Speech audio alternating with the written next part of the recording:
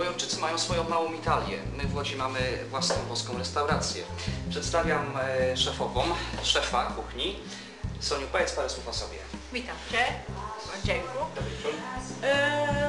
Pochodzę z południa Włochy, region, który się nazywa Campanii i to jest właściwie takie miasto, które jest bardzo znane w całym świecie i nazywane Napol. Co jest moda do włoskiej kuchni, oprócz pizzy i spaghetti oczywiście? No, oprócz pizzy, spaghetti oczywiście, który cały świat to zna, no to teraz jest połączenie kuchnia z południa i północy.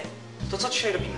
No to dzisiaj robimy riba sola, to jest bardzo znana ryba na całym świecie, z truskawkami. Z truskawkami? Tak, brzmi bardzo szokująco, ale to jest prawda.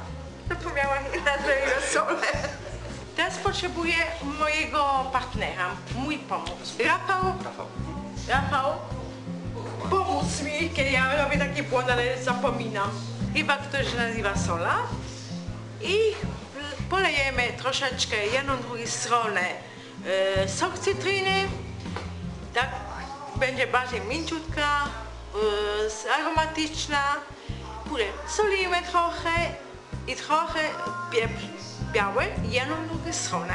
Obtoczymy z mąką zwykłą, trochę mąką śmiecianą ze względu, że jest filet bez skóry, bo inaczej opada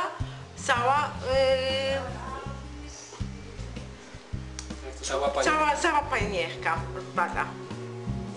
I później, kiedy cała popanierujemy, to rzucimy do gorącej olej z oliwa z pierwsze tłoczenie. No to teraz smażymy dwustronę na złoty kolor, ale to, tak jak my zrobimy, to w tą ryba, to był krzyk naszego lokalu właśnie cały sezonu.